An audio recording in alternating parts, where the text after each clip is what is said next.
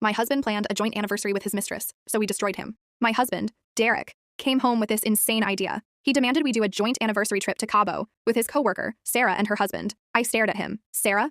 The woman he texts at 11 p.m. about spreadsheets? He gave me this whole speech about group rates and networking, but his leg was bouncing under the table. Nervous energy. He said, "Come on, it'll be fun to mix things up." I almost said no. I almost screamed. But then I remembered the receipt I found in his jacket pocket last week for a diamond bracelet I never received. "Sure," I said. "Book it." Derek's face lit up. He thought he won. He thought I was stupid. For weeks, he obsessed over the itinerary. He booked a massive suite with adjoining rooms, claiming it was cheaper than separate ones. Right. When we got to the resort, Derek and Sarah immediately vanished to find the concierge. They were gone for an hour. I sat at the pool bar with Sarah's husband, Mike. Mike is a quiet guy, an accountant.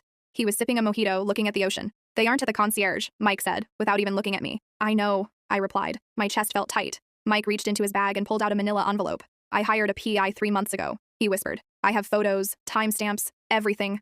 He slid the envelope toward me. "I didn't want to ruin your vacation night, but I thought we should compare notes before dinner." I opened it. It was brutal. But then, I smiled. That night, at the fancy seafood dinner Derek insisted on, he stood up to make a toast. He was sweating, looking at Sarah with these hungry eyes. "To lifelong friends," Derek said, raising his glass. I didn't drink. I just looked at him and said, "Actually, let's toast to the morality clause in your employment contract." Derek froze. Sarah dropped her fork. "Mike sent the photos to your boss 20 minutes ago," I added, taking a sip of water. "Enjoy the sunset, Derek. It's the last thing you'll be able to afford." The silence at that table? Delicious.